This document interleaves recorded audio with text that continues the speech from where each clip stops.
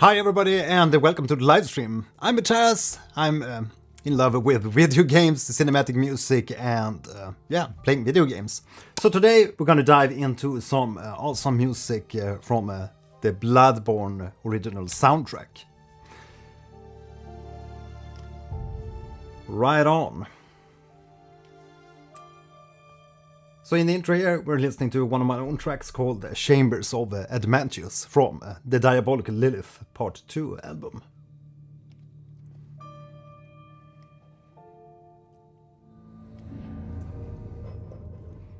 And cheers! And welcome to the stream.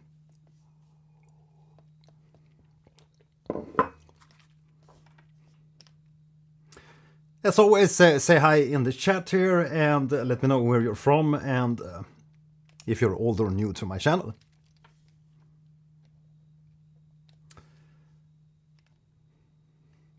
And the question of the day is, what's the hardest game you ever played? Let me know here in the chat. I actually looked up and asked Gemini what's the 10 hardest Souls games, because I obviously have my own personal hardest game list, but it would be fun to see what the AI has summarized from the statistics, so to speak. And apparently Sekiro is at number 1, then Bloodborne is at number 2, and then there's like Dark Souls 2 at number 3, Demon Souls number 4, Dark Souls 3 at number 5, and then Dark Souls, the first one, at placement 6. And then at placement 7 we have Elden Ring.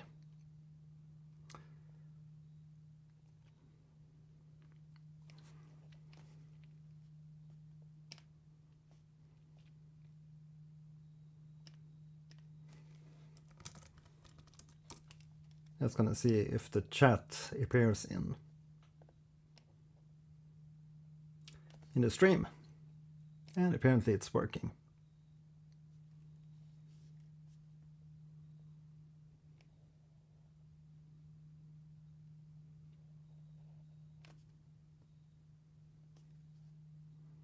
Da ba da boo.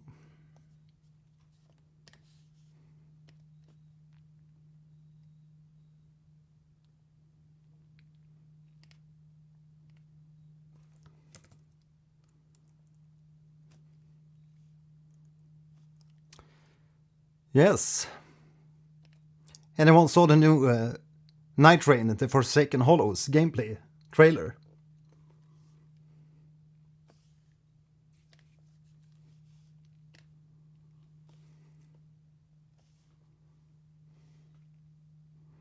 Right, so let's begin with track number 1 here from the Bloodborne original soundtrack, Omen.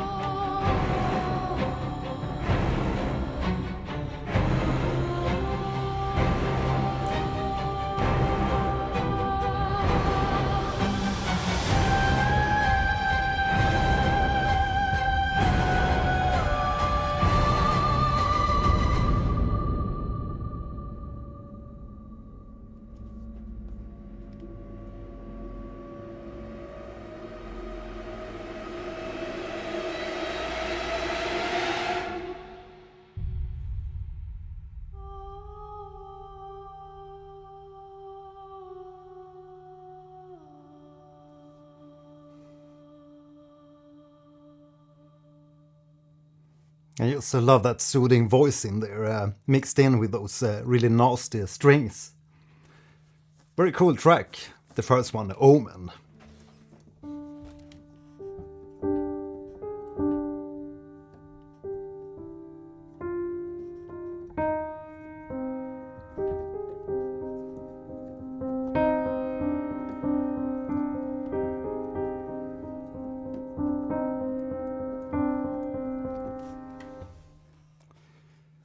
So it's not a very big like motif in the first track here, just that small little da da dum dum da dum.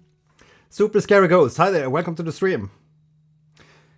Well, let's see how many tracks there are. 2 discs.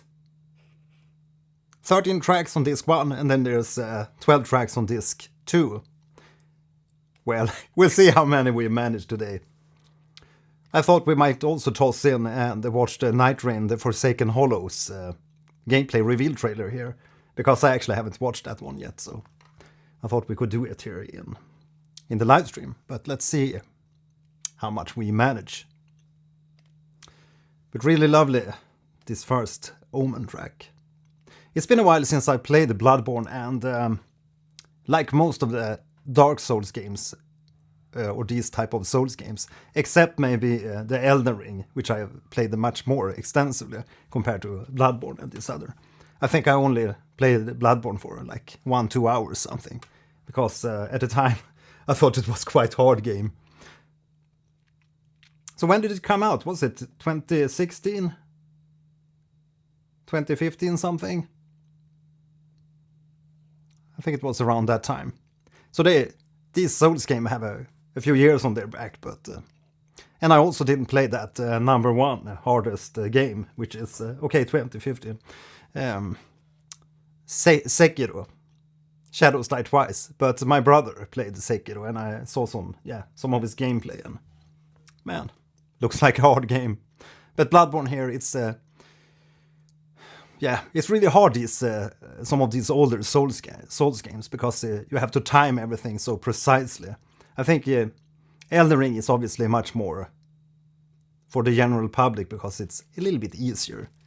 So I understand it's very low on the list. Ludwig from DLC is super worth a listen. Yeah, awesome.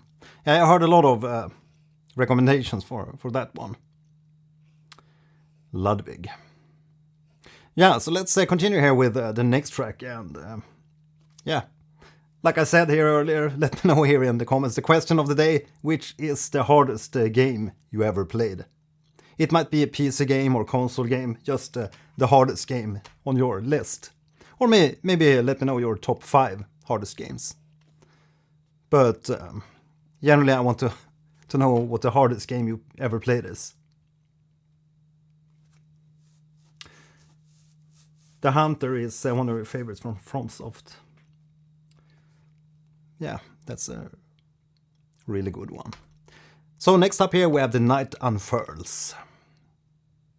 Let's get back into the darkness.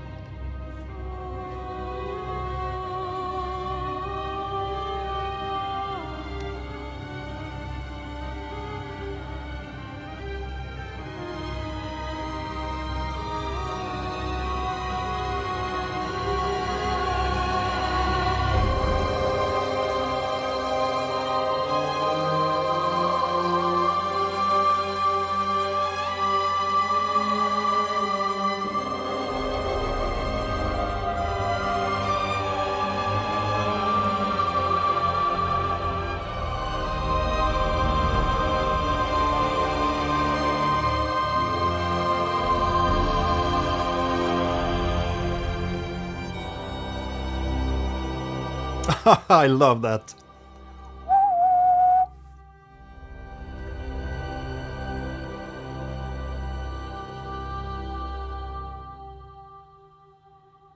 Again, it's lovely to hear that voice, that kind of innocent voice mixed in with the darkness, because it gives an even more like a malicious kind of, or brooding kind of atmosphere.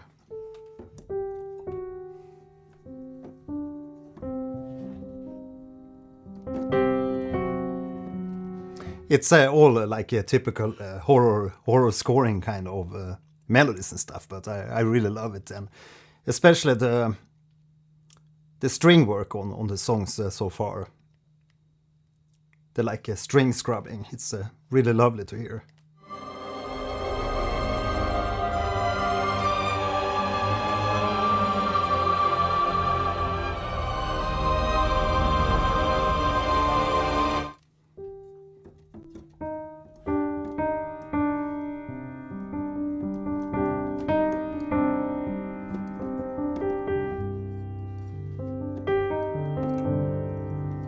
But it's all in the minor key, but yeah, really love it, especially the drop in this the Night Unfurls track, when we get that really high pitched sustained female vocal.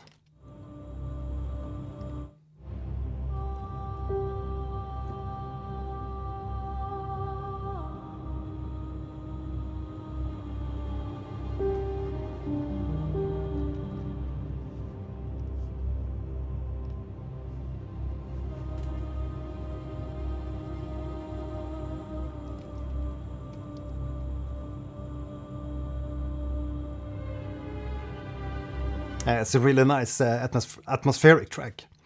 It's a lot of atmospherics in Bloodborne. Next up we have The Hunter's Dream. 9.6 million plays.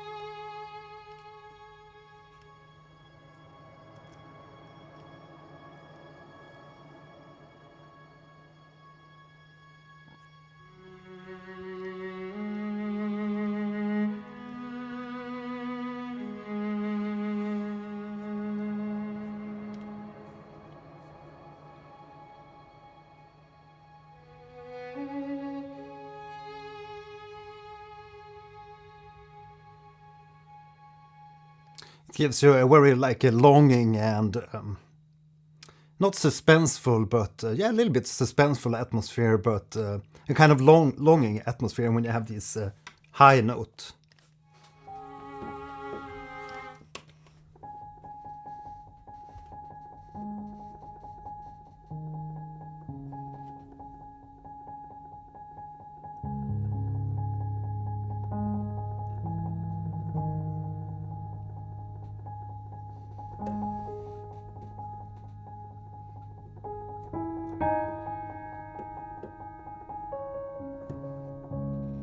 So the high note is playing like the fifth, and then you have a melody on a minor melody playing below there with some really nice space between the notes. So a really nice atmosphere.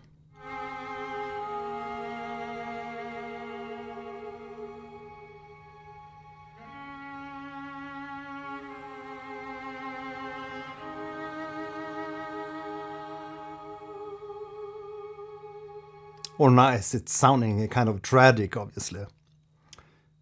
a lot of like tragedy and longing, I think. At least that's the kind of feeling I get when listening to the Hunter's Dream.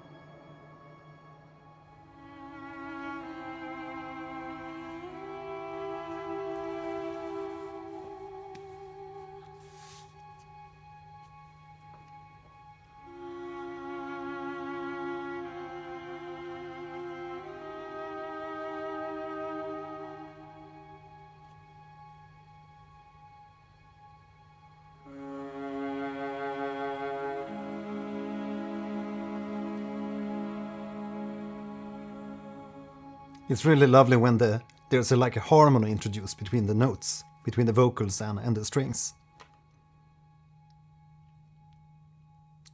It's a kind of like introspective feeling in the melody too.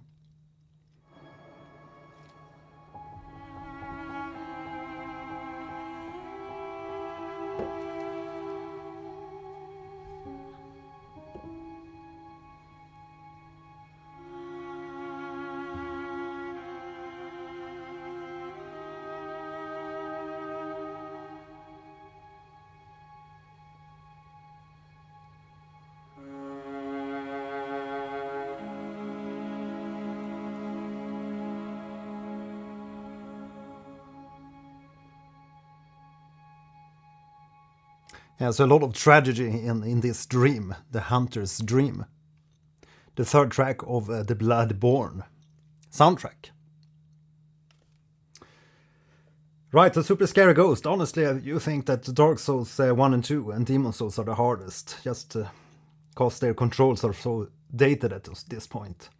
Yeah, I actually installed the Bloodborne today here and played a little bit just to get the vibe again going for the game, and indeed it's a lot harder to control the movements, and yeah, you really need to get going in a totally different pace compared to the modern games in the same category. If we take Elden Ring, it's a lot easier to control your character, and yeah, that's also why you have such a like divided party of players. Those who love the Souls games and those who like hate the Souls games. And to be honest, I actually was probably in the party that was not so fond of the Souls games, just because they were so immensely hard to control the characters or control your player. It's a lot easier. Elden Ring I can definitely cope with, and I really enjoy that experience.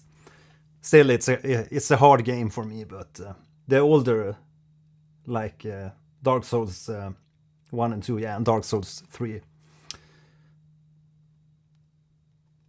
Really hard to play those games.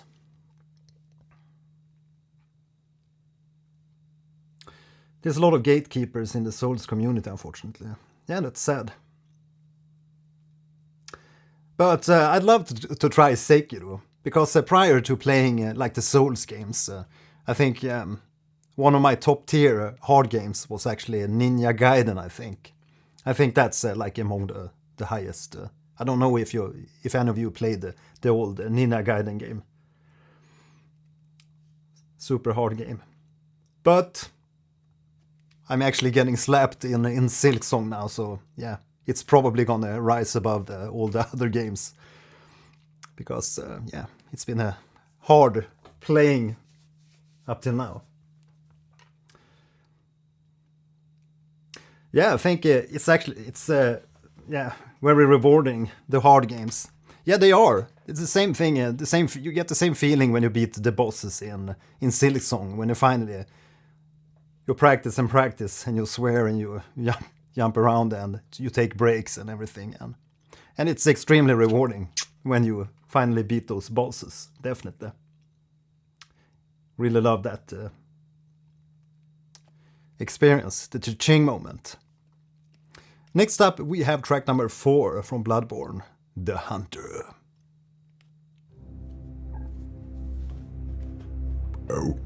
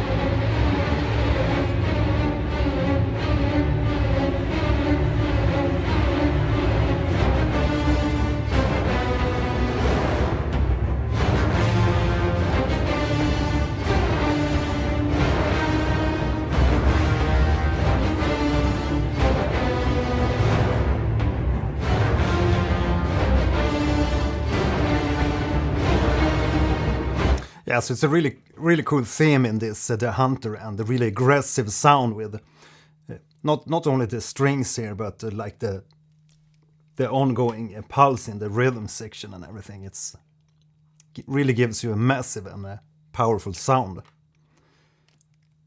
Really aggressive, the Hunter.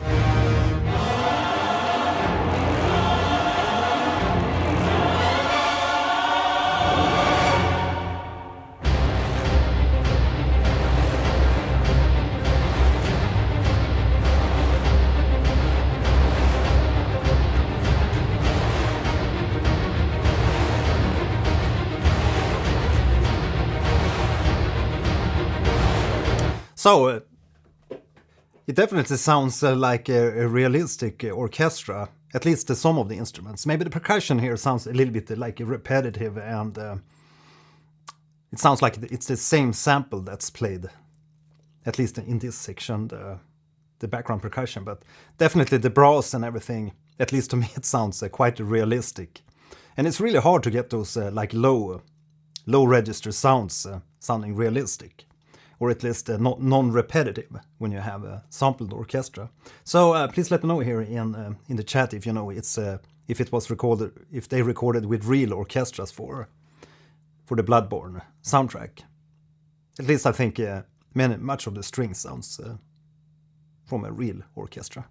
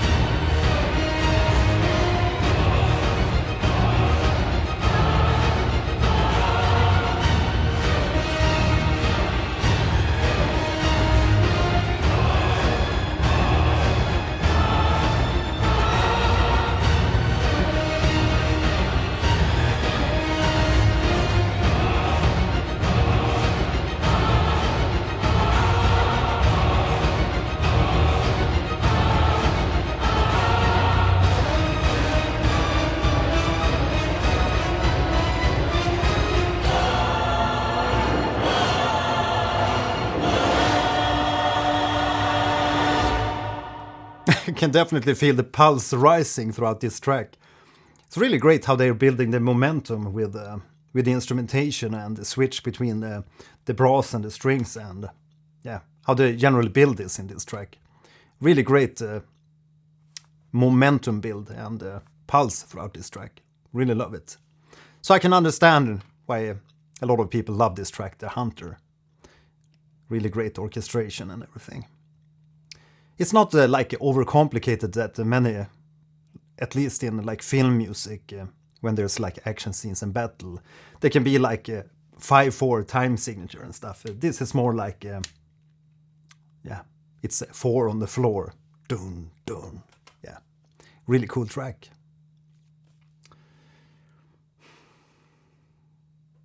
Yeah, so they're apparently using real orchestras. Definitely sounds so, yeah. There's also a behind the scenes video of it on PlayStation YouTube from when it was released. Oh, awesome. Yeah, I need to check that one. Thanks for noting that, Super Scary Ghost.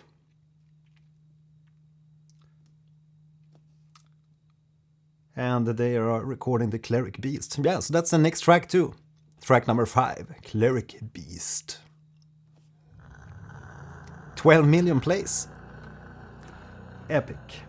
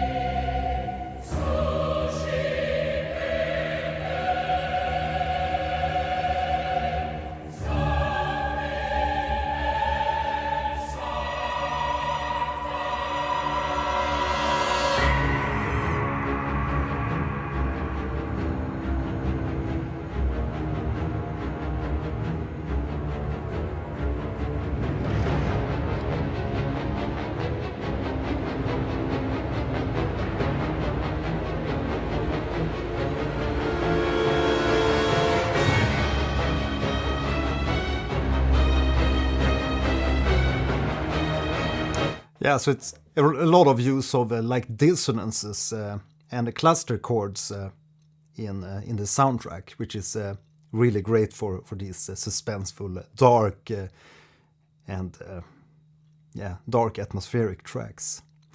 I also love this transition effect they have here, which almost sounds like a train running forward. It's really cool. It's not uncommon in orchestral music, but it's a really cool transition with a trumpet rise.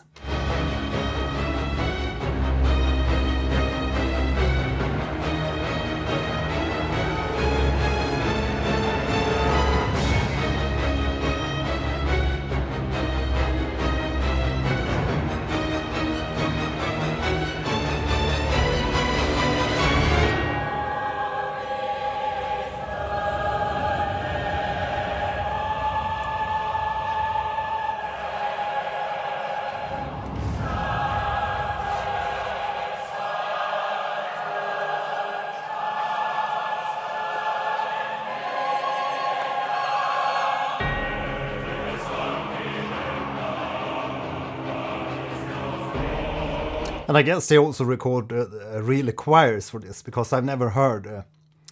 Well, I have some of the more like expensive choir libraries like Lacrimosa and Insolidus. Lacrimosa being one of those orchestral libraries, sampled orchestral libraries, that's that has this kind of really dark, evil sounding kind of choirs.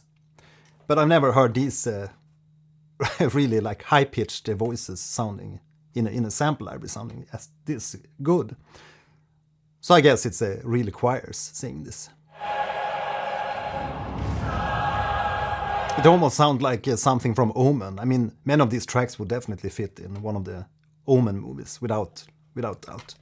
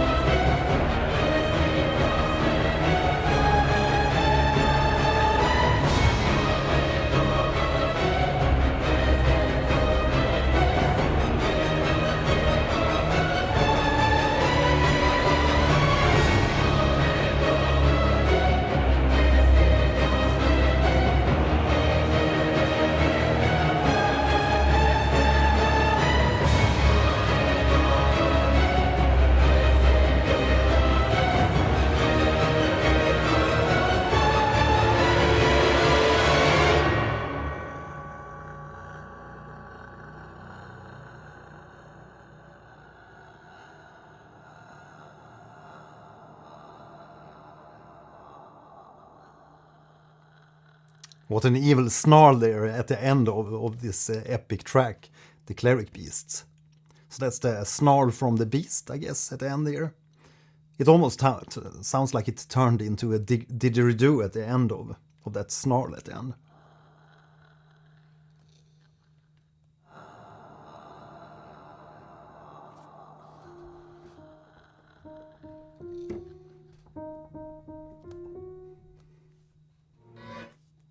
So that was the Cleric Beast. Yeah, love that one. Can understand why it's so popular. And that they also made the orchestral, like behind the scenes video on the Cleric Beast. Really cool track. Really epic track.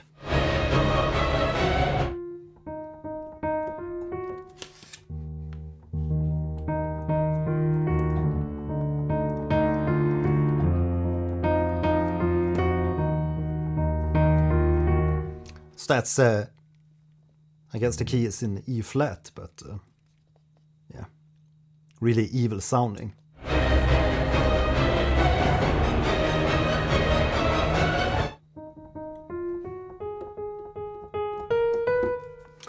Next up we have a Blood-Starved Beast. And again, if we have new people in here, let me know in the chat what's your the hardest game you ever played on PC or on console. My personal hardest game at the moment, or the hardest game I'm playing at the moment, is Silksong.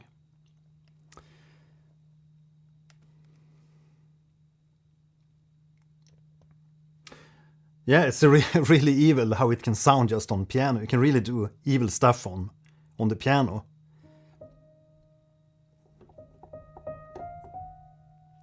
And also depending on how you arrange the notes on the piano. If you play it in octave, it even gets more like a malice kind of sounding.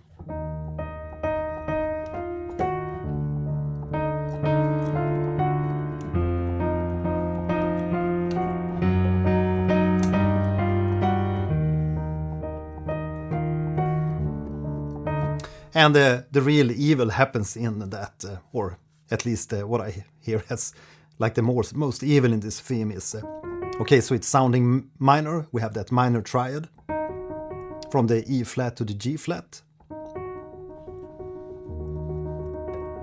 But when it gets really evil is when we move the bass a half step down and still play the same phrase, that E flat, F and G flat.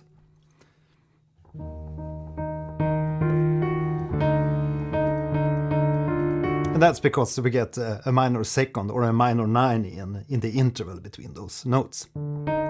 It's a very evil sounding interval.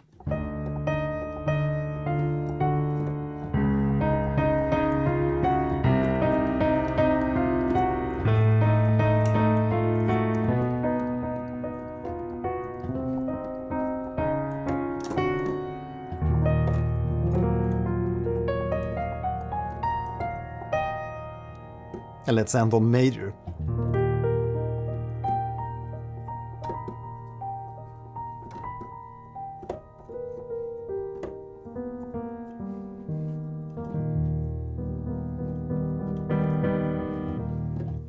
Yeah, I'm getting carried away. But indeed, it's, yeah, those intervals will sound evil on like any type of instrument. Next up we have track number 6, Blood-Starved Beast. Not as many plays, but it's a bit of a longer track. 4 minutes, 41 seconds. So what's your favorite out of those Souls games? Except being the hardest games. What's your favorite Souls games? Soul game. I really enjoyed Elden Ring, but I haven't played like the DLCs or the more recent versions. Shadow of the Erdtree.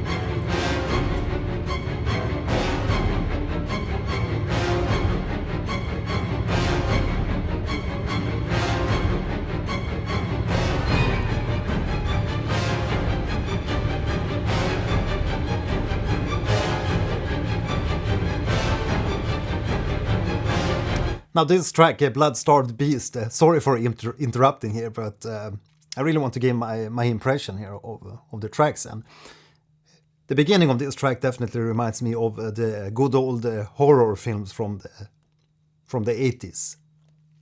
70s, 80s. It sounds a little bit like The Shining, and yeah, those old films that we all love. Let's continue listening.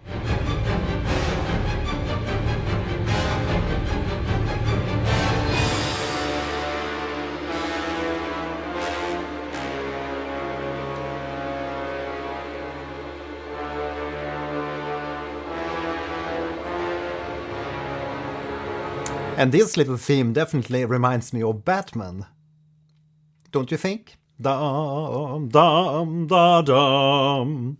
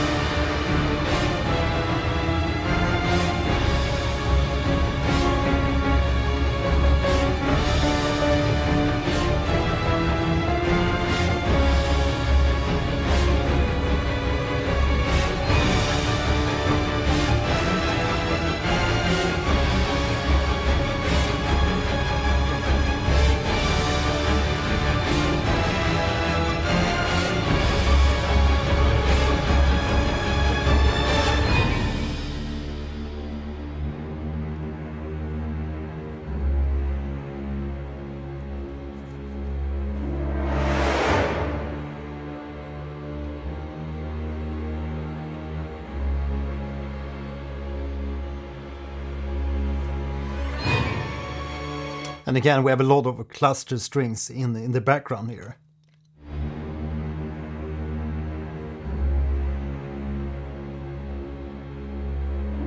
Almost sounds like a swarm in the background. Really lovely.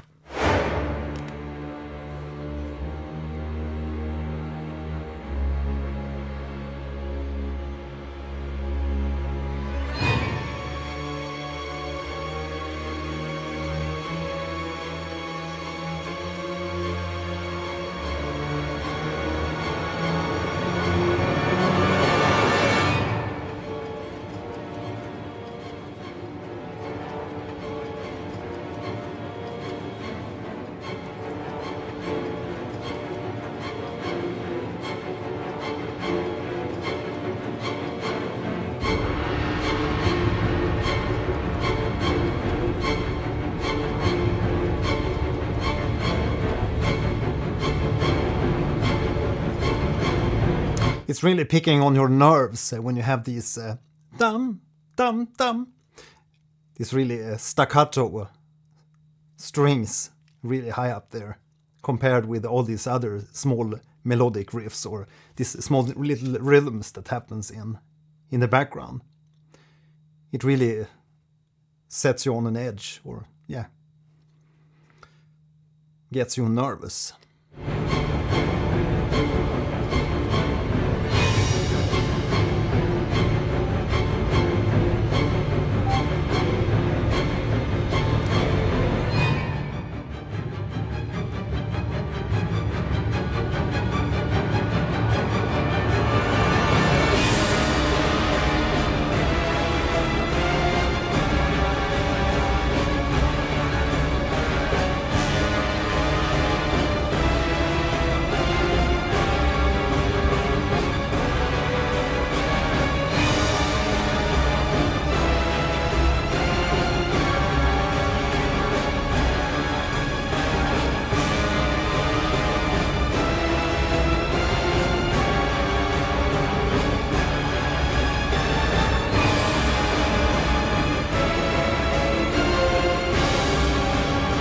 It's a really unsettling atmosphere. And just imagine if you haven't played the Bloodborne. Imagine playing a game where you meet this really huge boss and the control is just not wanna play with you. Everything feels sluggish, and yeah, if you miss a dodge, you're gonna die basically. And then listening to this unnerving music at the same time, you're bound to rage quit. That's just how it is. Rage quit instantly.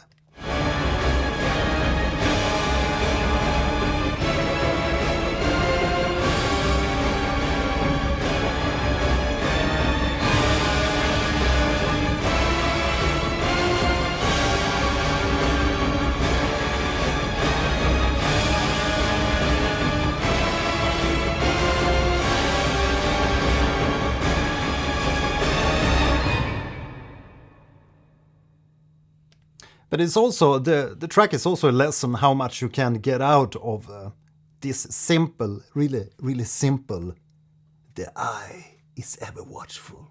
No, but seriously, how much you can get out of this small motif. Because that's basically the theme throughout this piece, but it's played in various ways and with these different string articulations and yeah, switching between different instruments, but and growing and increasing.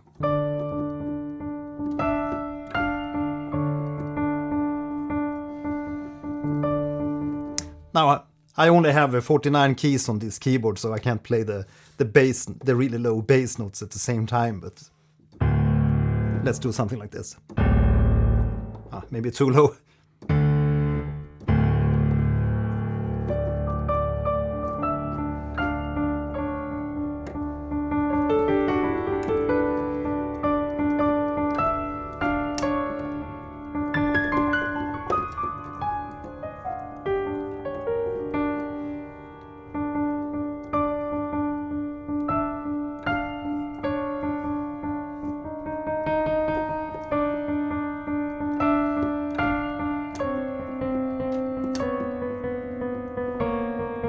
It's really cool how you can play like basically any type of notes in the higher register without it sounding like bad or so to speak. But if you want to play like evil music, just play something really low. Let's take the D in really low octaves. And then Zelda notes.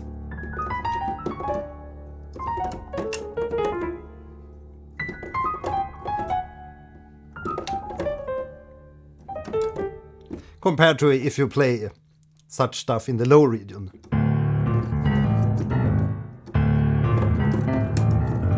It just becomes a mess. So it's really cool if you want to make like evil music. But in this case it's just a four note phrase from D minor. And then that D flat, sorry.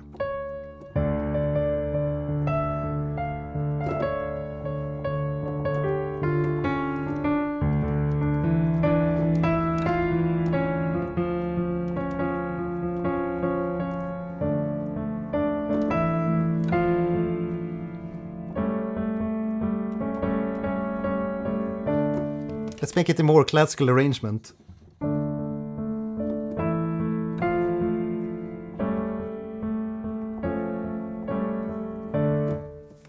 Yeah, DJ Canyon, welcome to the stream.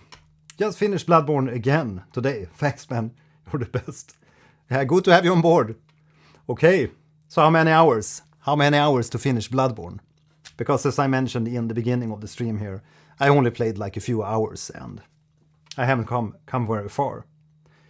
And when I installed it today, I also had my son around, so I wasn't going to play such a bloody game for a long time. But I just wanted to feel the controls again and feel how dated it would feel compared to like the Elden Ring and yeah, the other games I'm playing at the moment, like Ghost of Tsushima, which I feel has a very fluid battle system.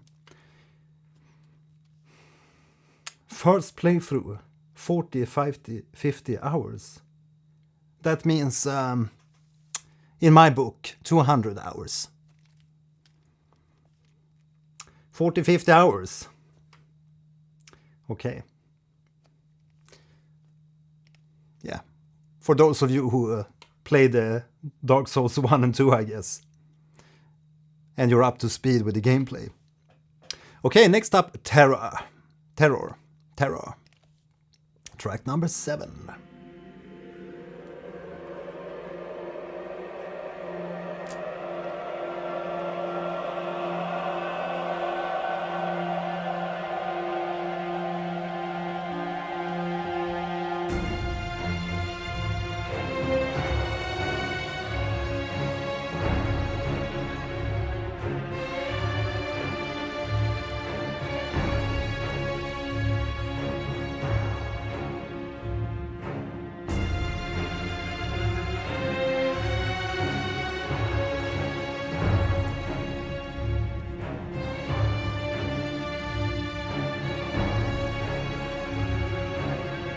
Now the strings in this track sounds a little bit more like Middle Eastern kind of strings with those like pitch bends or bends between the notes where you slide between the notes. At least to me it feels a little bit more like gypsy or yeah, more Middle Eastern kind of string sound.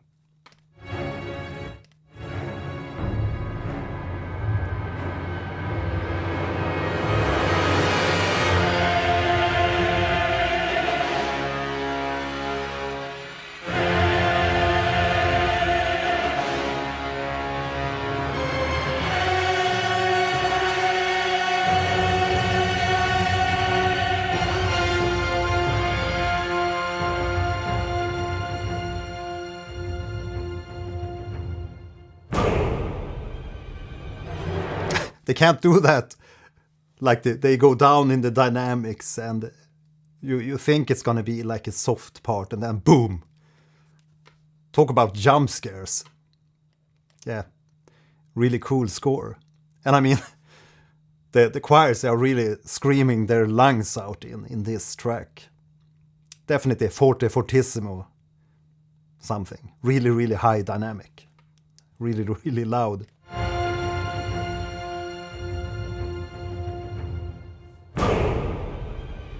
Boom.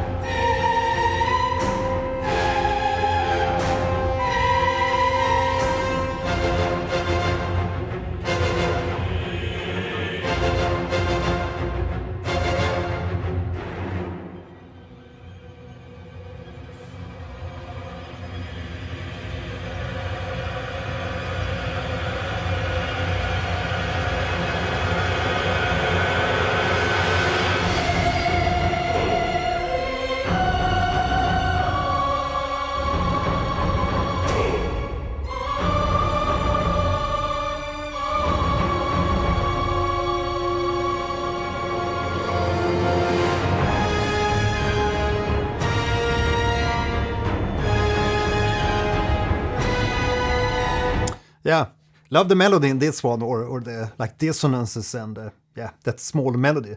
Somehow it reminds me of the God of War 1 and 2 games soundtrack.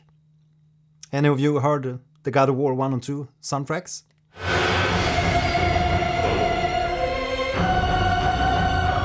I think it's this melody.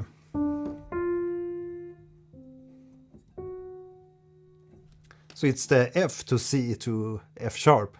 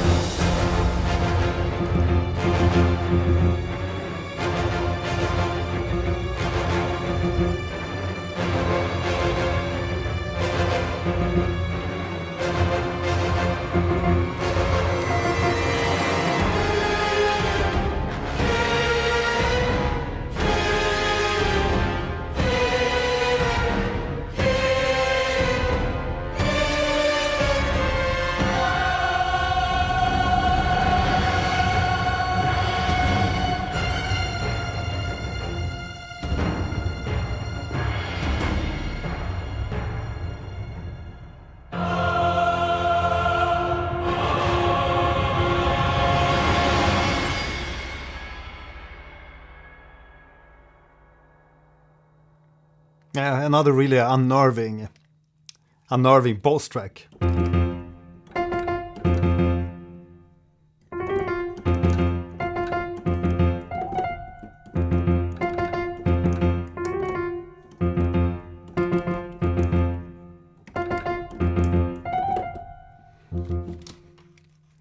That was Terror. I think so far my favorite tracks have been Cleric Beast, obviously, and The Hunter's Dream, I think. But it's really a lot of like unnerving tracks, and I guess it's gonna be a lot of nostalgia if you played through Bloodborne, listening back to these good old bangers and remember the different scenarios from the gameplay. And speaking of game, I actually finally got hands on Nier Replicant. So if I get some time after the stream here, we're gonna get going playing a little bit of Nier Replicant. And I'm gonna try streaming that both here on YouTube and also on my Twitch channel. Dual streaming. Right, so track number 8, Watchers.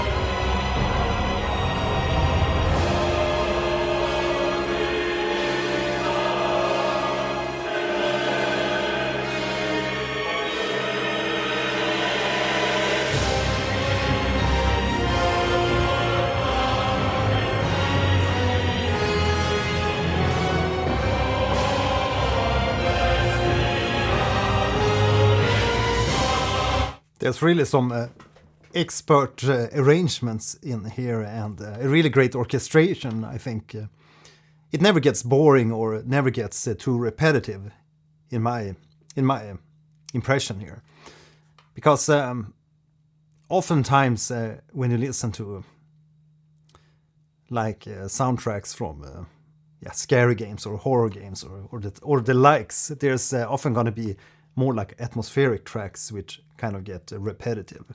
But all these are like bangers.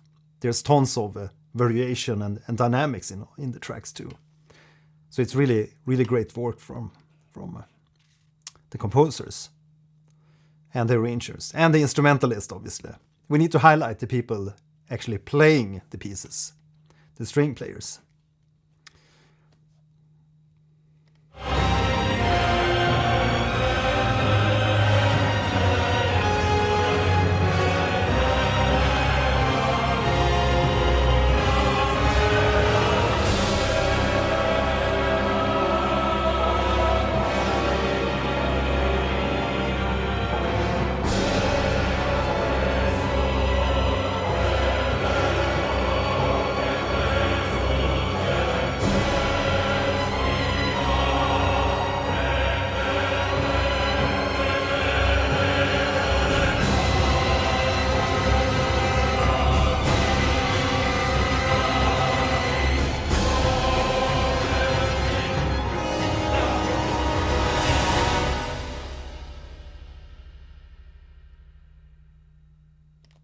quite abrupt ending there, but again, a very unnerving track, but a little bit more of a, like, yeah. It's a lot of evil in these tracks. A lot of evil, malice, darkness. Love it. Very suitable for the theme of the game and the aesthetics of the game. Right, so I'm looking at the last couple of tracks from the first disc here. There's 2 discs for the Bloodborne original soundtrack.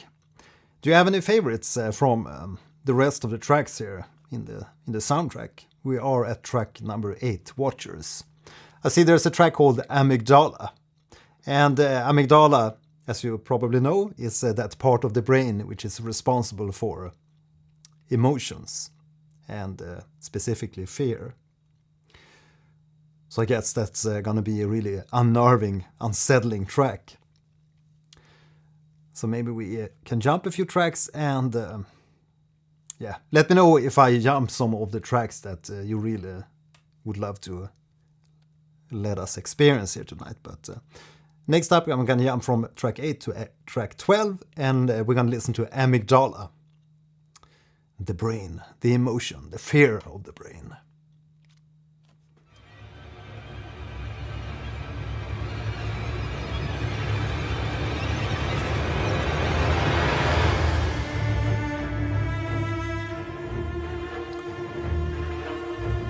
Yeah, Scary Ghost. I think Moonlit Melody, that's on this too, the first track.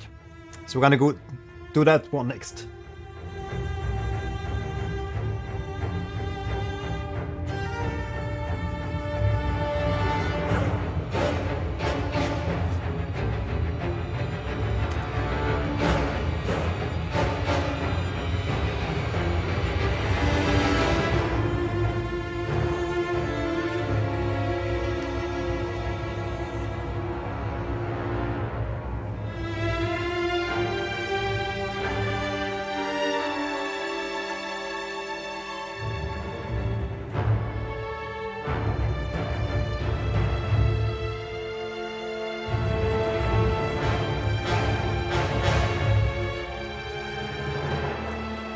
I'm really glad we selected this track, Amygdala, because at one point here, it actually sounds a little bit like The Witcher, which is a soundtrack that I really adore. The string sounds of The Witcher soundtrack,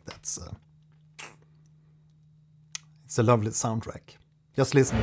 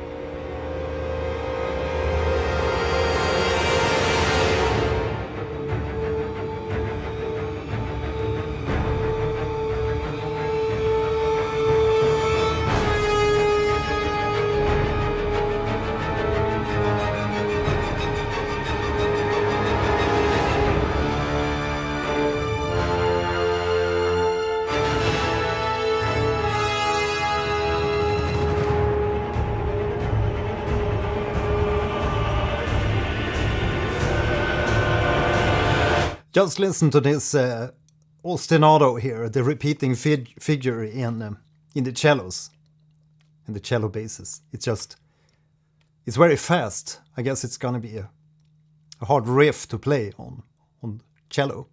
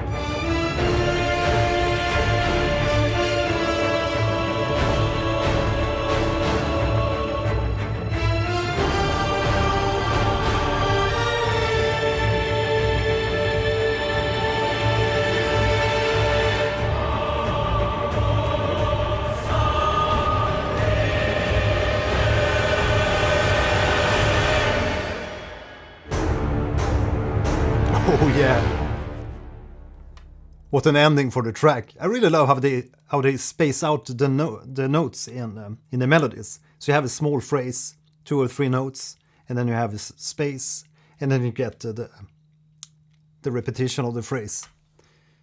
It's just a very, very brilliant composition, because you're gonna remember the melodies. Dum da dum.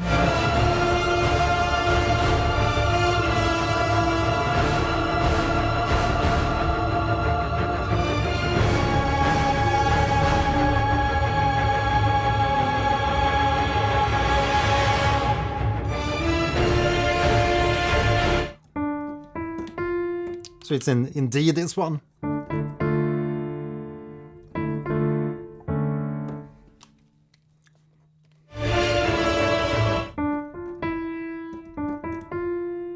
Dum da dum.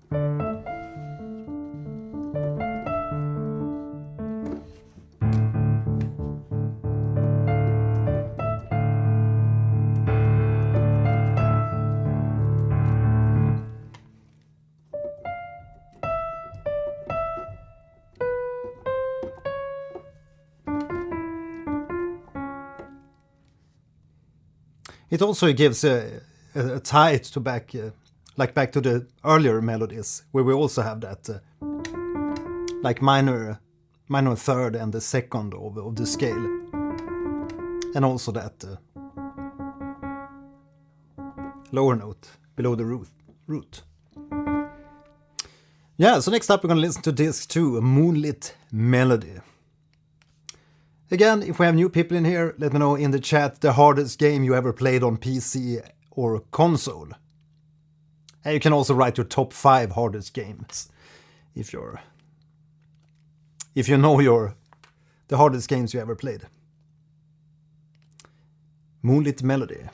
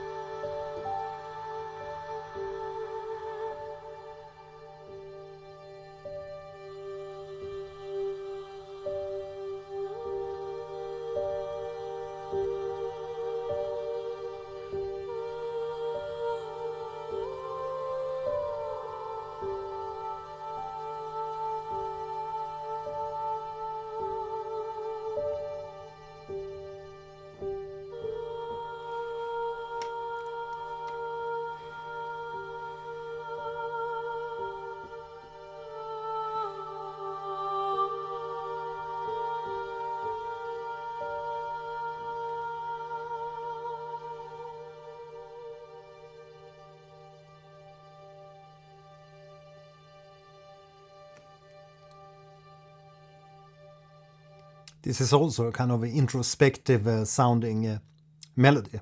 Really sweet with that high sustained note on the G. And then we have the female vocal line.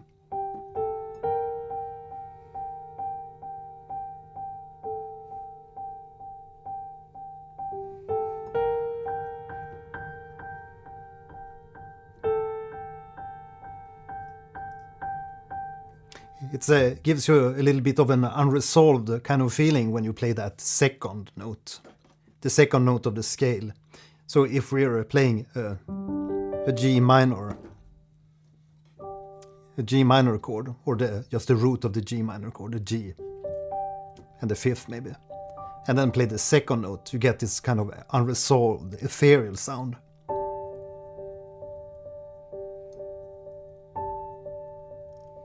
Really love that in soundtracks, because it gives you that introspective and ethereal vibe, if you will. So first we have the melody.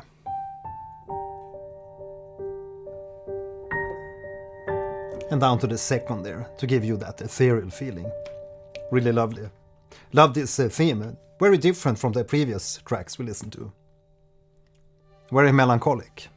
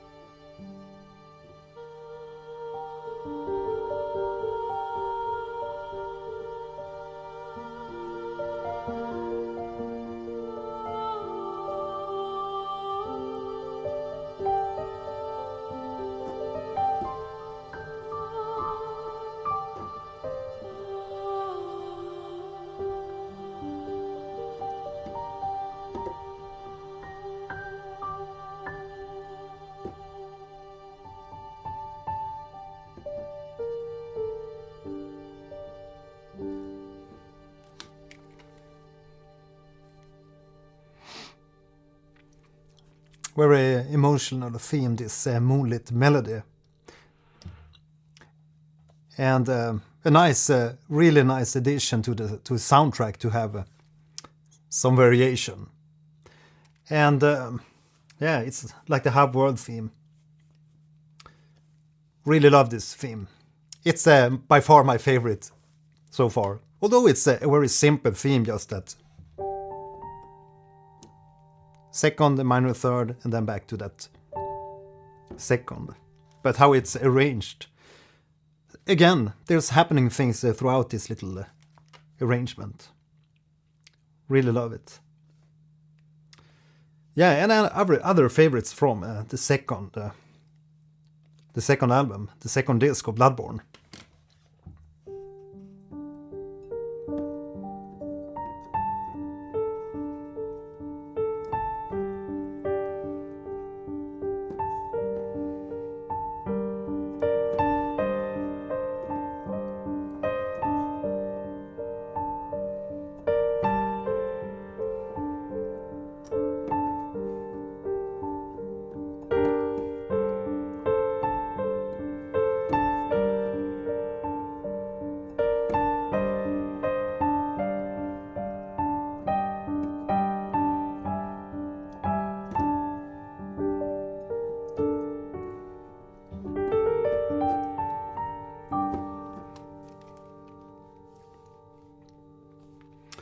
From the second disc, the only other huge one is the first Hunter.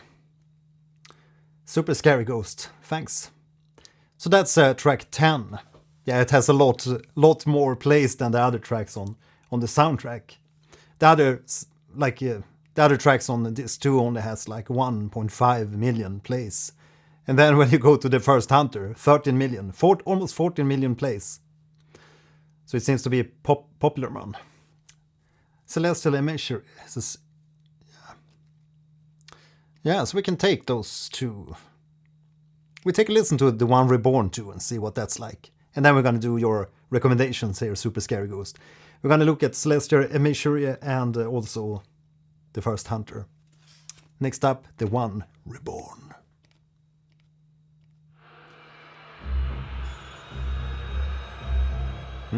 Some other sounds in this one too.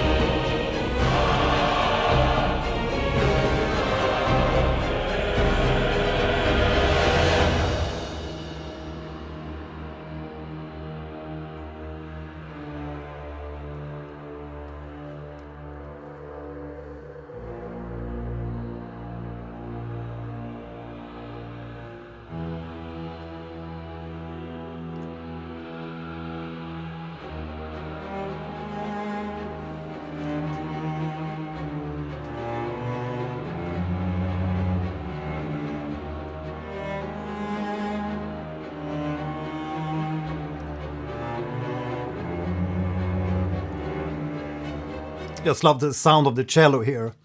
you hear a lot of the wood in the instrument, and it's very upfront in the mix here too. Almost like it's a solo cello obviously, but it sounds like the kind of chamber sound. Really love it in contrast to the other instruments in the track.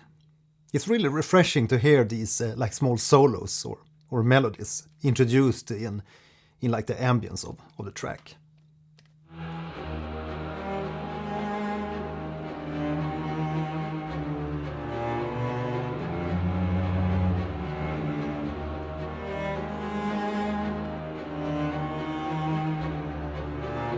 Yeah, the background almost sounds like screams from people or something.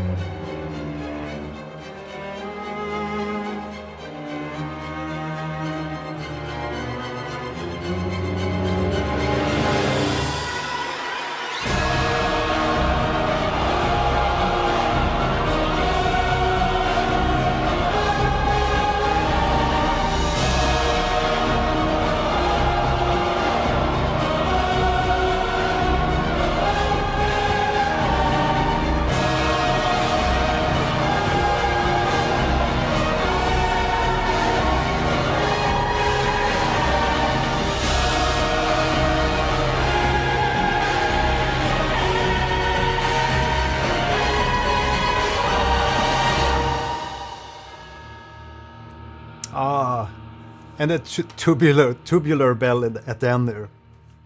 Perfect. We need that for the pure cemetery vibes. I actually thought prior to making this live stream, I was a little bit reluctant to do the Bloodborne reaction live stream or video here, because I thought that because I didn't really remember how the soundtrack was, but I thought it was going to be just like pure noise, so to speak, or only like malice and stuff. But there's melodies in here, and there's really nice dynamics in the tracks. It's like expertly arranged, and definitely a really good experience, even as a pure listening experience, compared to the cues are obviously going to be enjoyed and engulfed within the game, rather than just pure listening like this. But I definitely feel you could enjoy these tracks as a listening experience, purely. Definitely that Moonlit Melody. So that was the One Reborn. So next up we're going to listen to Celestial Emissary.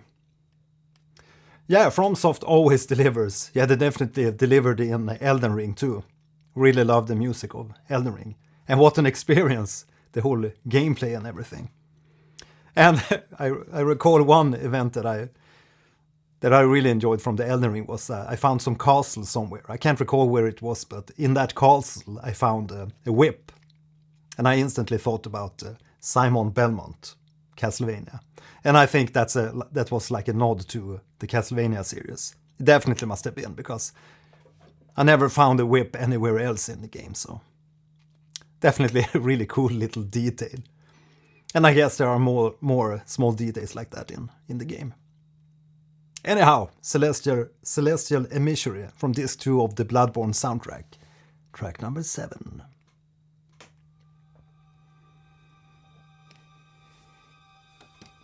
Trying to speak like on the radio.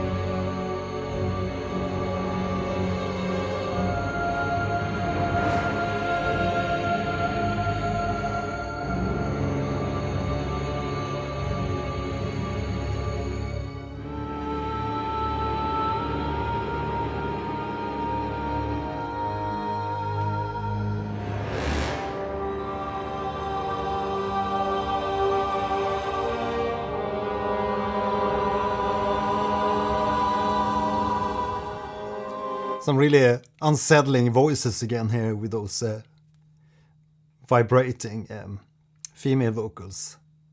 Also drifting in and out of pitch like that. Really love it.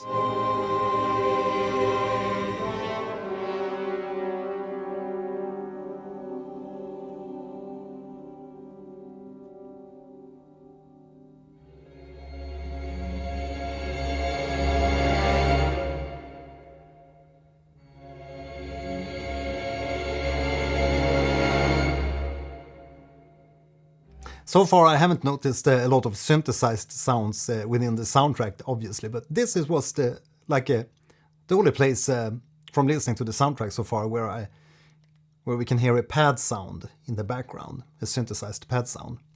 But mixed in with the strings and everything, they often melt into or mix in with the rest of the music. So. Nothing wrong with that, it's just a little detail I noticed here, that the most of it is pure orchestral instruments.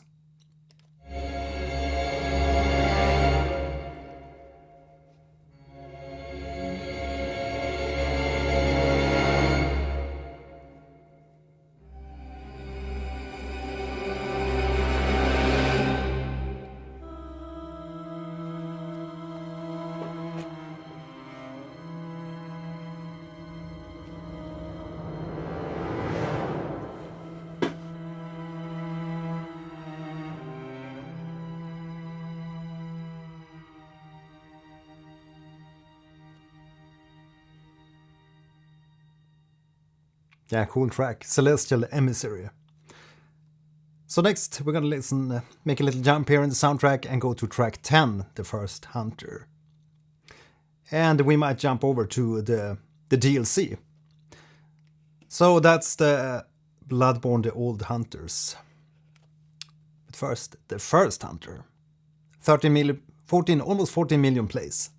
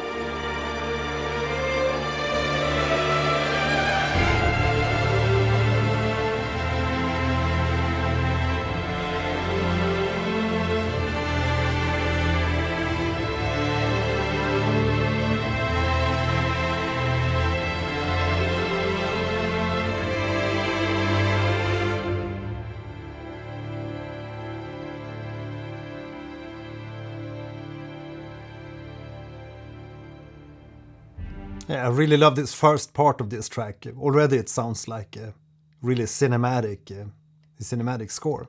Love the melody so far also.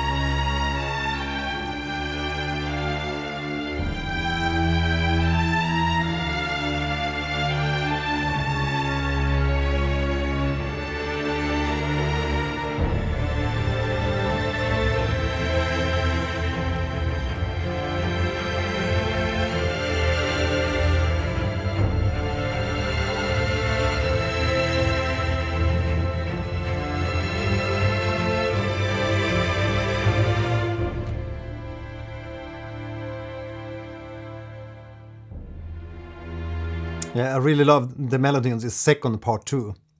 It's really good string arrangements and voice leading and everything.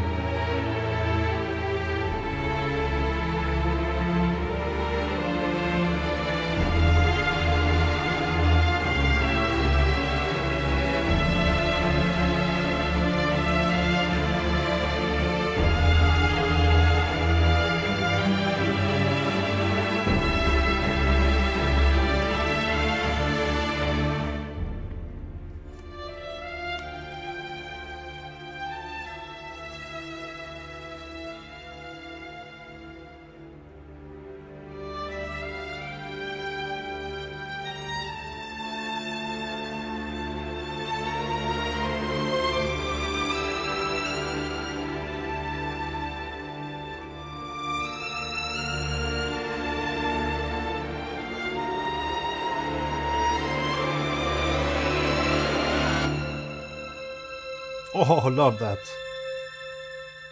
It's a lot of tragedy in the melodies and also the performances. You can really hear it in the string performances from the instrumentalists. They really put their heart into this. Really love it, how it swells. And just that ending when we get this softness. Yeah, absolute cinema. I agree, 100%.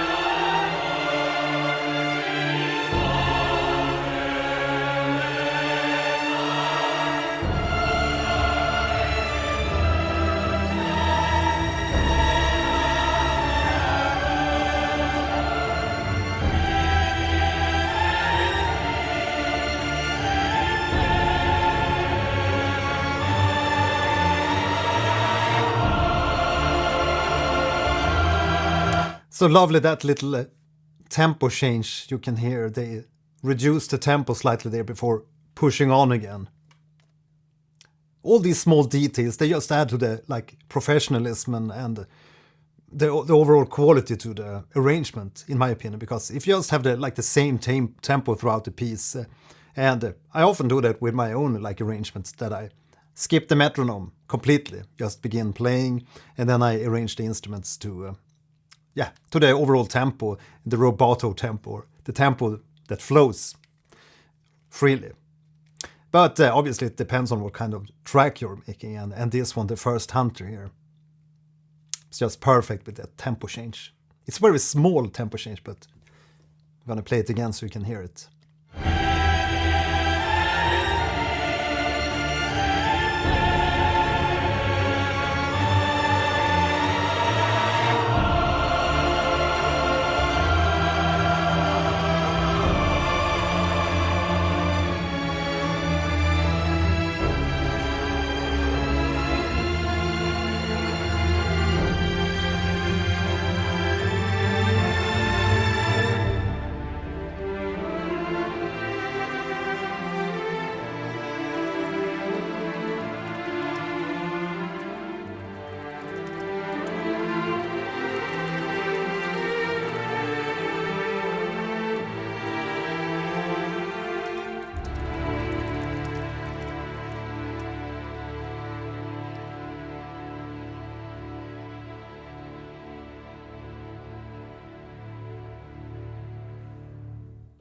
top track of today. Definitely top track of today. The first hunter of this too, Bloodborne. I wasn't sure we would get that kind of theme within these tracks, but here we are, the first hunter. Really nice track. Thanks for the recommendation. So we're gonna jump. We have 2 tracks left on the soundtrack for this too. We have Moon Presence and a track called Bloodborne. But I think we can jump to the DLC. And let's see, we had some recommendations there. Yeah, Armenian Viper. You were asking if you can suggest soundtracks we should cover on the channel. And definitely, by all means. Fire away comments to your heart's content about soundtracks you want to hear on my channel, or you want me to react to. Maybe one day you can try Death Stranding 2 soundtrack by Woodkid. Yeah, I've definitely had that one on my mind. I heard that track, one of the tracks with Woodkid singing, and yeah, very emotional stuff going on there. Love it. So let's see for the DLC. Lady Maria, Ludwig, and yeah, it only has 5 tracks on the DLCs, but let's begin with Ludwig, the Holy Blade. Track 1 from Bloodborne, The Old Hunters, original soundtrack.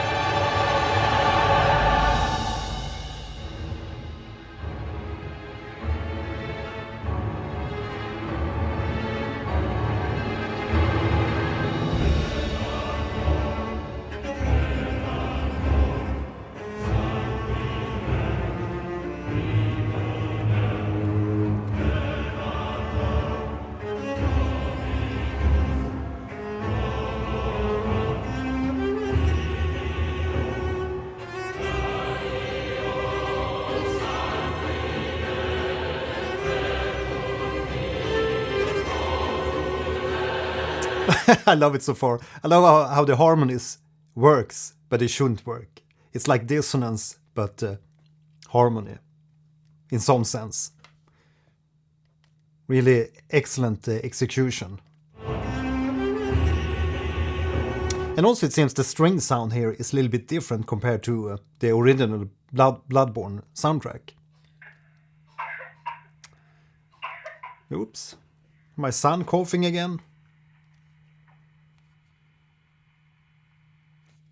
Yeah, it's been a long sickness period for my smallest son, Alex. He's just 4 years old.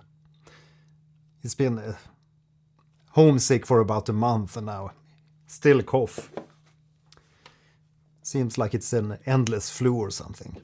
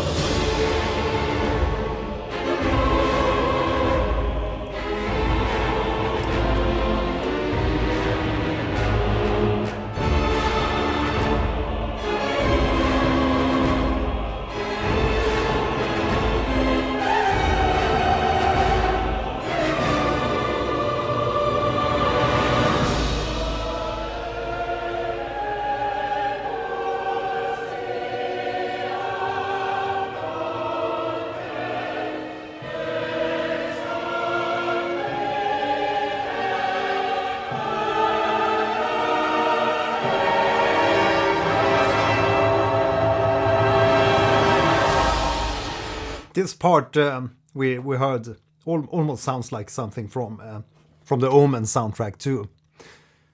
Yeah, I'm in Sweden. I'm in a town called Holmsund, outside a bigger town called Umeå, which is quite far up north in the Sweden.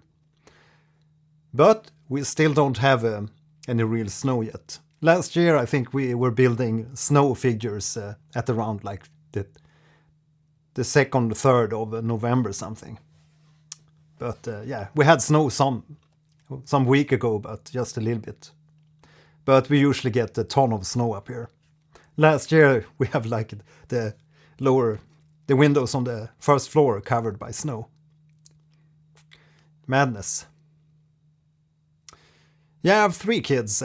The first one's 4 year, and the second I have a so the boy is 4-year-old. Then I have a girl. She's 14, and a boy that's 17 years. And he's playing metal. So the music's flowing in the family. Swedish language sounds so nice to me. Why, thank you. Glad I can share some little happiness in my Swinglish. Yeah, really cool track so far, Ludwig. Let's continue here. I'll talk more about my family later on.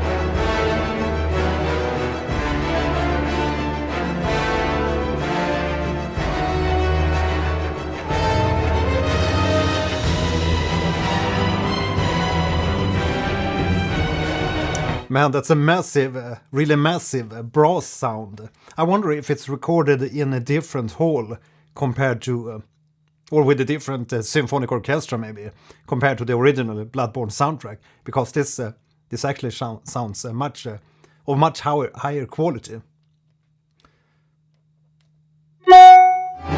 Not just, it's not, I mean, not that it's a better composition, but just the overall sound quality is seems a bit higher here on the DLC so far.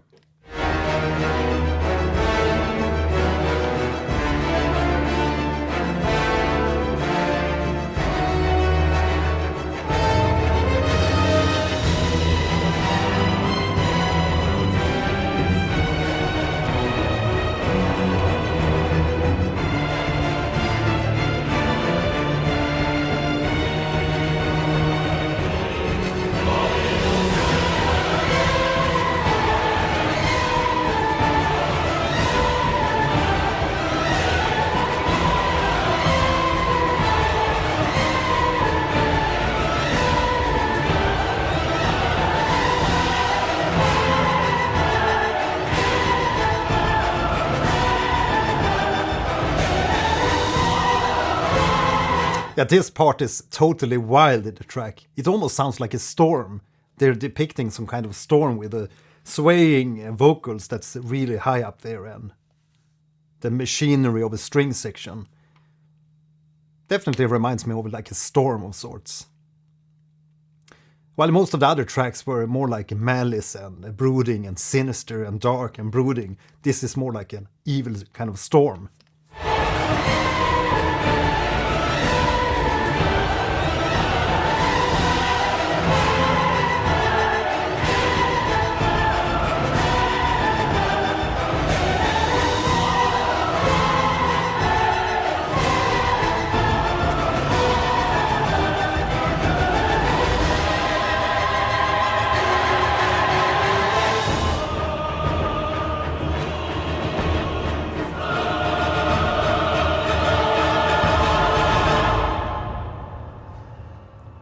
We just love the rhythm there at the end. Da-dum, dum, da-da-dum, dum, da-da-dum, dum.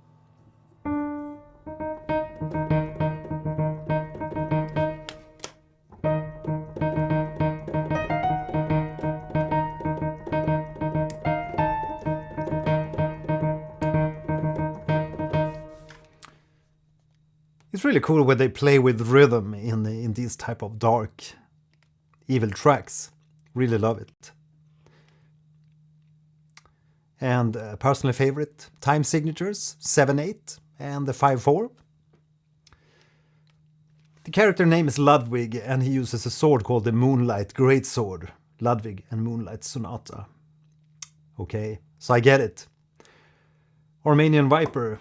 Yeah, I played Bloodborne. I told about it earlier in the live stream here. I played a couple of hours when Bloodborne basically came out in, I think it was 2015 or 2016 sometime. But I actually installed it earlier today, prior to doing the live stream here, just to get a feel for the controls and everything. I wanted to compare it with today's kind of soul-like games, but it's uber hard, at least for me, to time everything, because, yeah, you know it, as soon as you get hit or something, it's gonna take forever to get up.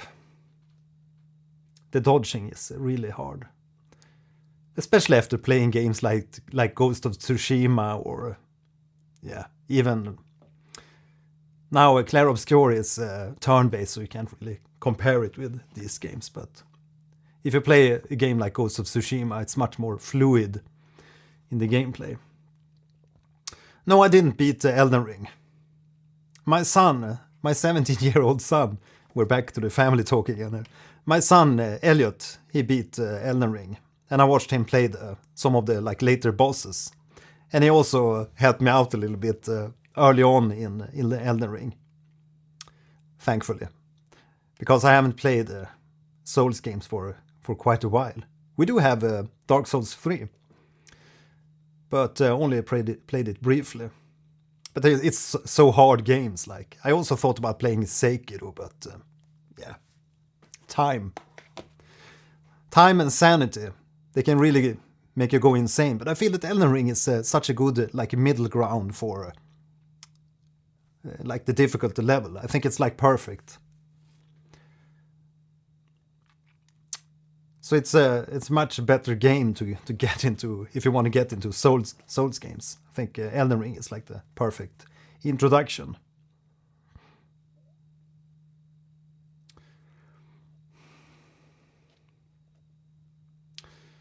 Yeah, that's also one thing with games. I usually play single player games. I always talk about that, like Skyrim, and yeah, that's just how it is, I guess.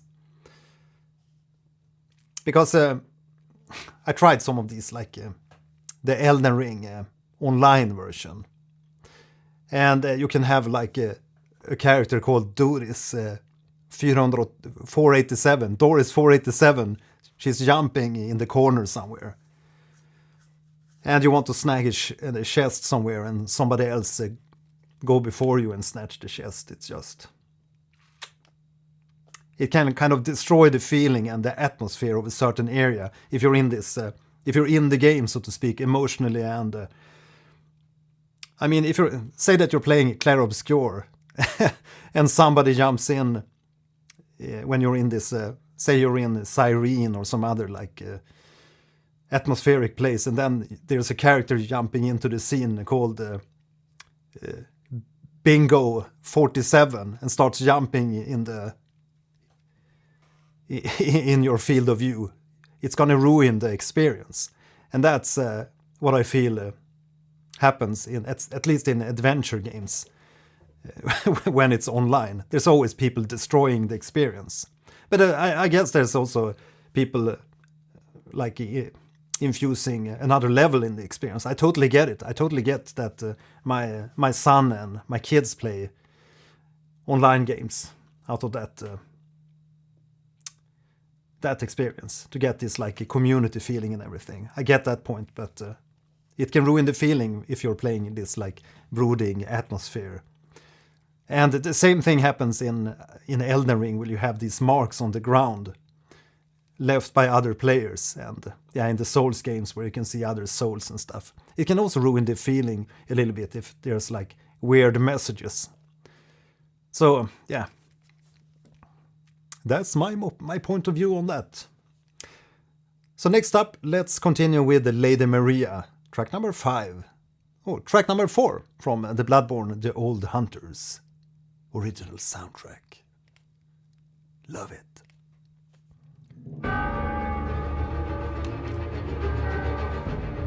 Cheers!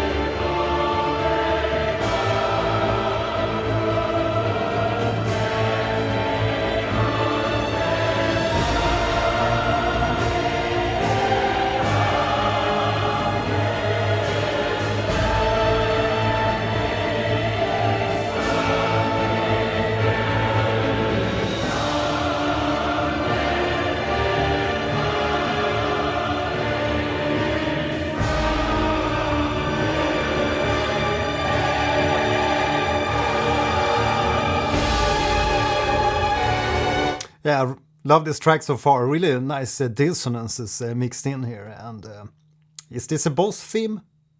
The Lady Maria of the Astral Clock Tower. Super scary. Yeah, you mentioned it's the character, the lady sitting on the throne. Really cool. Yeah, it's a really dark atmosphere in Bloodborne with all the test facilities and stuff. Yeah, it definitely sounded like a boss theme.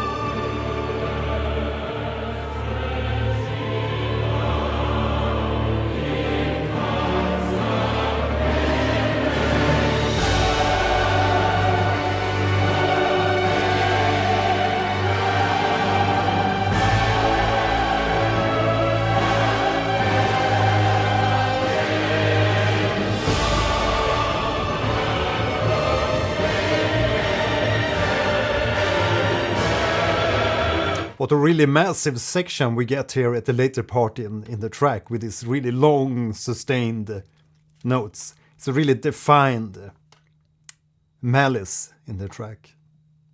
Really cool.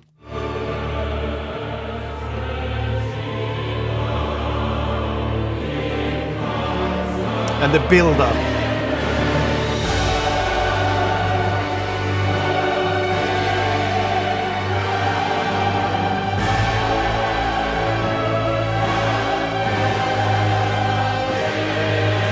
almost reminds me a little bit about, or it makes me think of the Gladiator, the first one, obviously.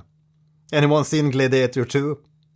Not a very good movie, but the first one, it's epic.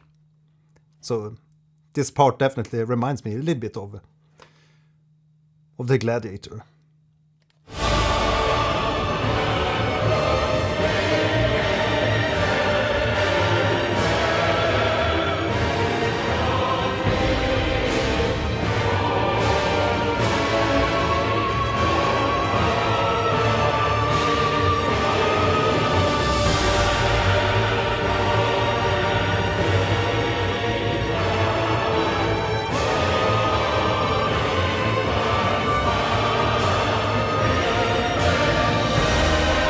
Definitely has that kind of like Richard Wagner kind of quality to it. And yeah, the Gladiator soundtrack obviously also being inspired by Wagner.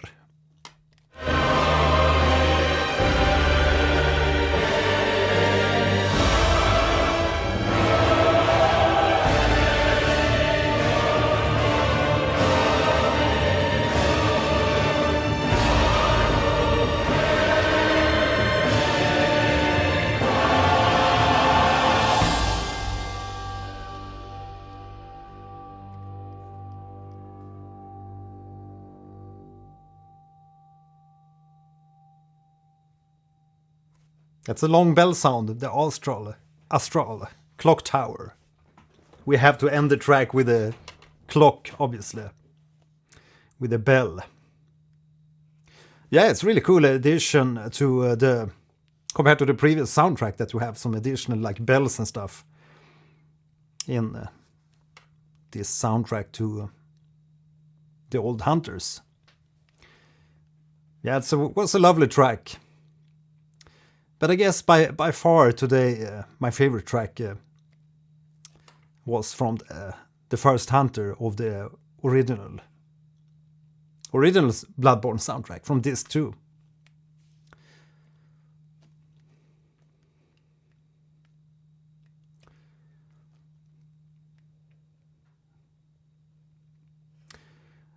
Yeah.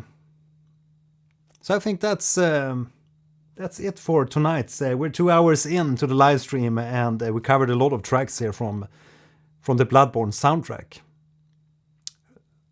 A lot of lovely tracks, a lot of dissonances throughout the complete score, in combined with these quite simple melodies, but effective melodies.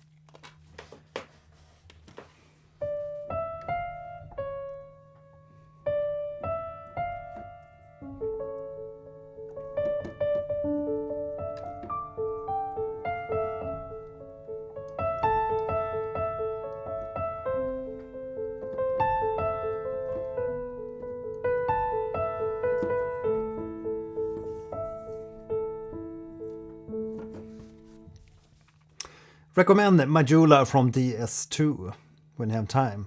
Dark Souls 2. Yeah. So, what would you like to see next here on my channel? What should we experience next in regards to soundtracks? I'm gonna get a new poll up on my posts here on the YouTube channel and also on my Patreon. And again, you've probably seen that here in the chat. There's a Patreon invite to my Patreon and also to my Discord channel. So if you enjoy these live reaction streams or my videos that I post here on YouTube, please consider joining either as a Patreon and support the channel, which you can do at patreon.com/Gelhein, or jump into our Discord, where we have an active discussion on everything, like about games, about music production. I actually got some questions today about how to balance the sounds in orchestral music. There's a user called Annie, which is having some problems with orchestral arranging between an A section and a B section, where there's a few level changes in the different strings. And I always talk about setting your like initial balances. Go to the most high dynamic point in your arrangement. It's probably chorus or the B section or something. So go to the highest point of your arrangement, the highest dynamic, and set the levels from there, and then go backwards to your softer sections. So you can also join my free film scoring course if you want to learn more about film scoring. I have a course called Film Scoring for Beginners, and it's a free course if you just sign up and join in at my education platform, edu.monitomedia.com. Yeah, so really enjoyed the Bloodborne soundtrack here. And yeah, I'll probably not play Bloodborne here again on the PS5 because I feel the graphics are a bit dated and the controls are just hilarious compared to the more modern, like Elden Ring. But I might dive into Nightreign. I actually thought about maybe we should play the Nightreign, the new trailer. Nightreign the Forsaken Hollows. Let's see if we can take a quick listen to the gameplay reveal trailer. You might have watched it, but I haven't watched it, so we're gonna do a bit of a reaction to that one here. Just need to find it.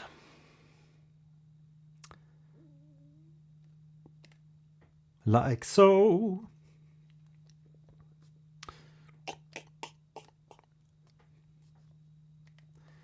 Where are you? Window. Can we do it like this?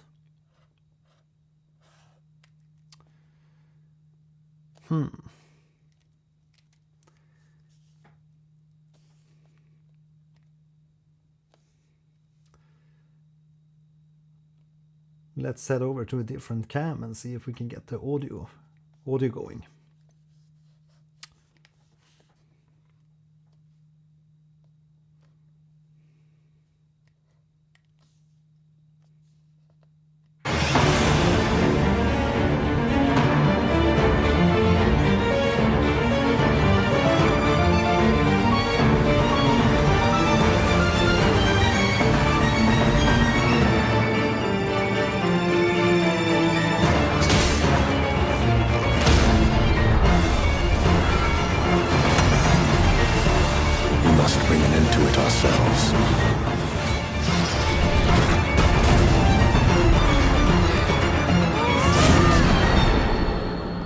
This Dreadlord.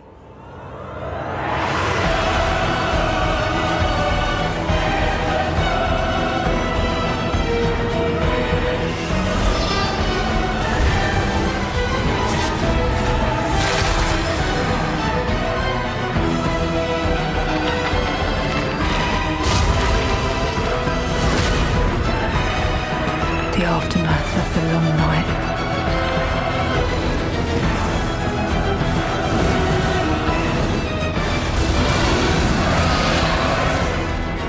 It must be some really intense fighting going on here, and yeah, I love the bosses of Elden Ring. They're just massive.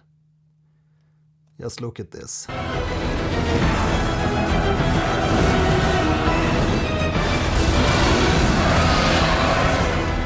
suppose it must be fate to work again.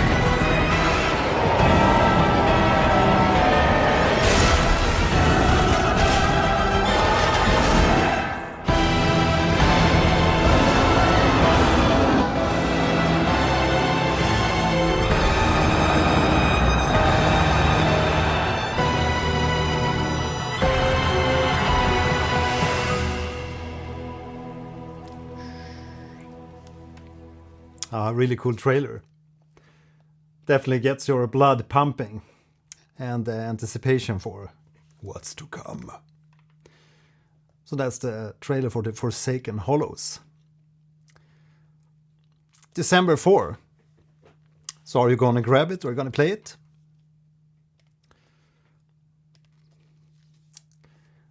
Let's go. The Bloodborne BTS thing I mentioned earlier is only 3 minutes long. They are including ones from the Elden Ring DLC and some more from the other games, as well as some new originals. The Bloodborne BTS. Let's see if we can find it.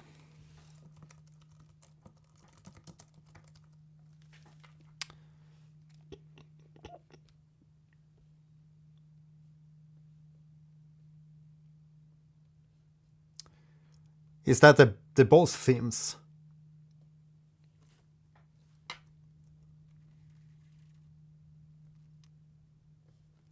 Where do you find that one?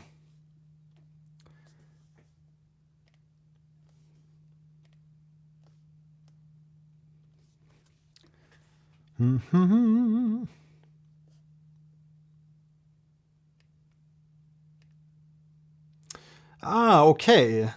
Yeah, the soundtrack sessions behind the scenes. Ah, PS4.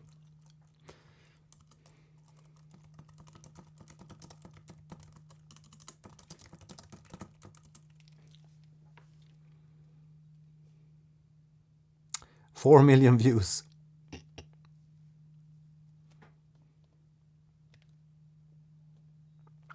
Yeah, we need to check that one. Awesome. Thanks for suggesting that. We can't do a Bloodborne reaction stream like this without watching this one. Let's do this. I'm juggling 9, dropping 10 here.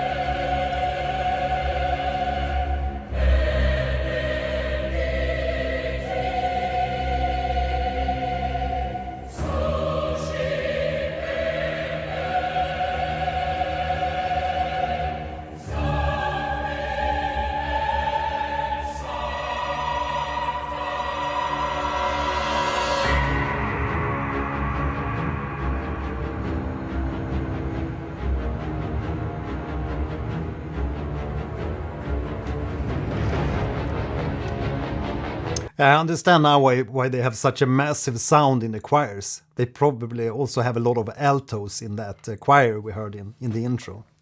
Yeah, lovely to see that full orchestra going here. Definitely a very alive and brooding sound.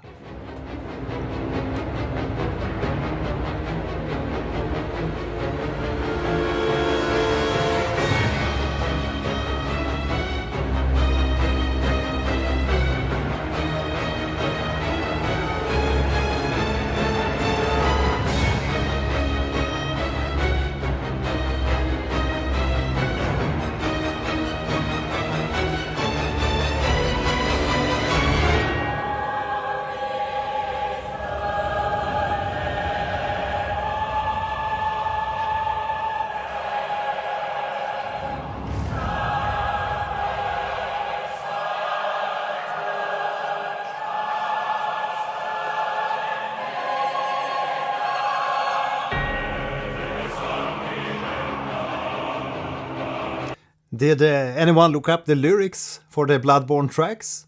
It seems like they're saying at least some kind of lyrics, or is it just like syllables? Syllables.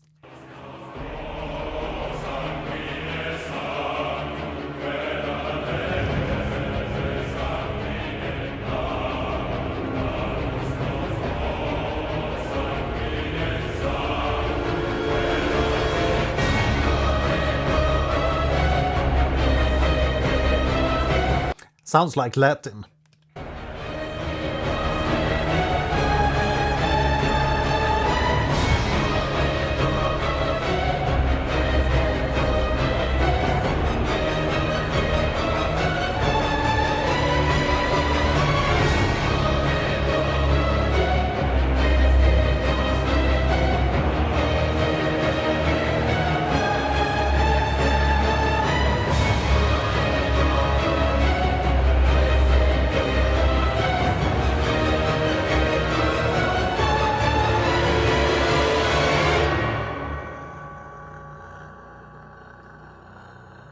And the end gurgle. Yeah. Lovely to see this. With the real orchestra and everything. Yeah, massive track. Really love that one. So that's also one of my favorites from today's listening party. The Cleric Beast. Gonna come back to that track. Really cool one.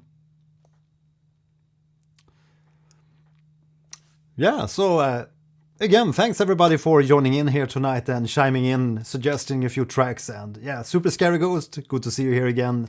And Armenian Viper. And as always, if you're new here to my channel, don't be afraid just to say hi here in the chat and tell me where you're from. And also, like I mentioned earlier, you're free to suggest future live streams or videos we should react to on my channel.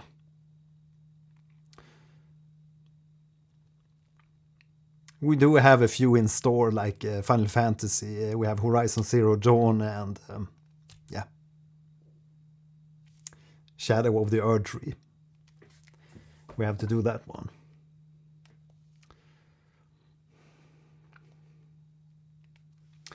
So I'm gonna go and take a sandwich or something. It's 11 p.m. here in Sweden. I have no idea what the time is at your place, but it's getting a bit late here. It's often very early mornings for me because the little kiddo, the 4-year-old, which I'm taking care of almost 100% because his mother is sick, so I have him all the time, mostly. So I need to get up very early in the morning. Majula could be a good closer, not trying to push too hard. Yeah, we need something to close the stream with.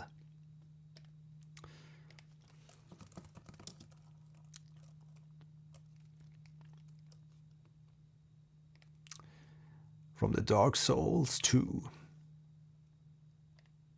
Let's fire that away and again, keep commenting here on my videos and keep watching my videos. I hope some of you enjoy rewatching the videos or the live streams prior the stream event, so to speak. I've left them up, all the recent streams we've been doing. I've been leaving them as VODs or video on demand videos.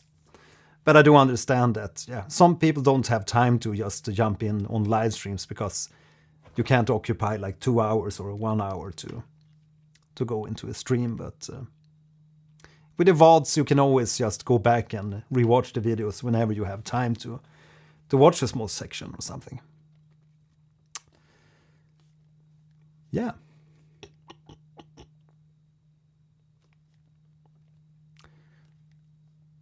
So let's drive into last track of tonight, Majula from the Dark Souls 2.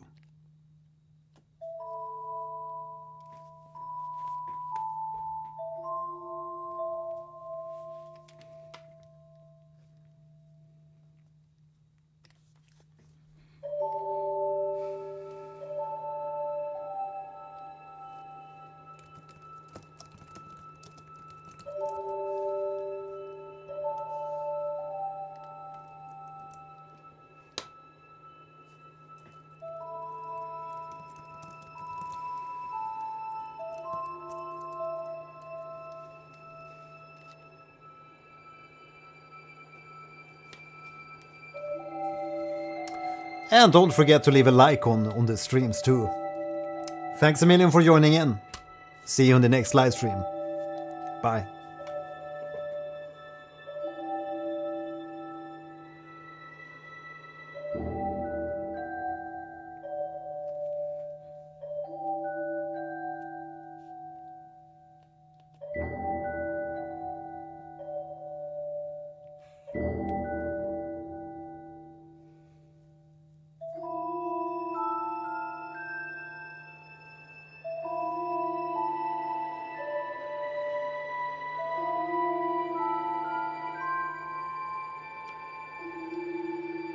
It's a really eerie atmosphere.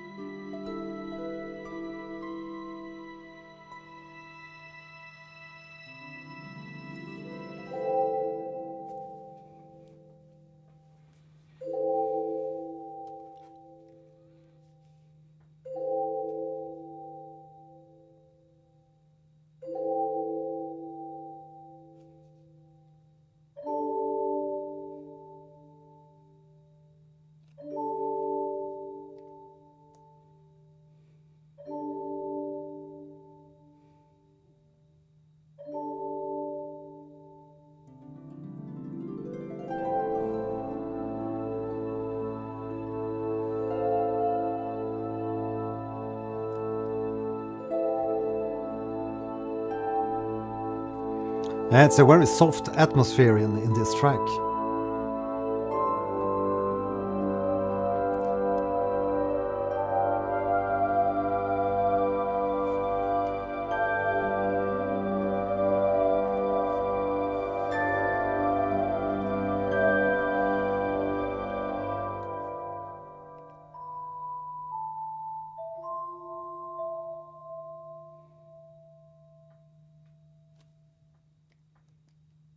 So that was Majula from Dark Souls 2.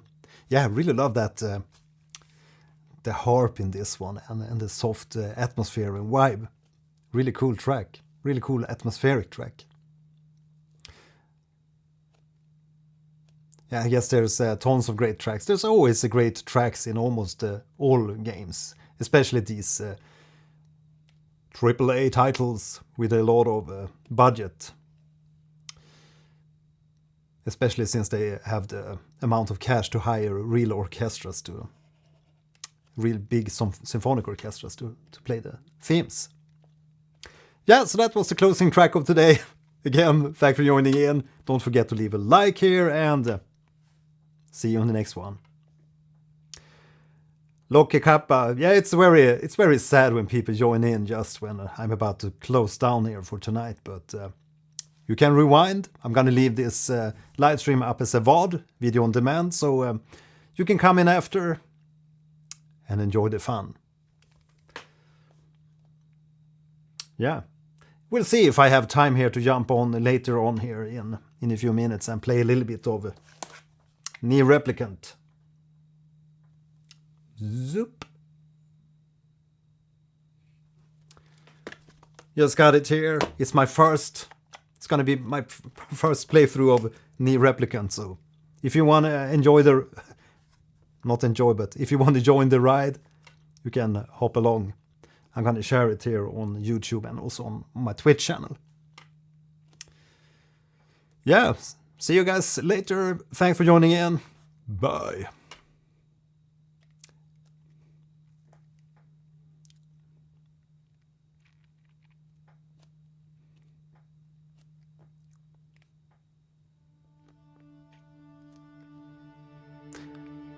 I'm gonna end with my own track, Wine and Silent Walls.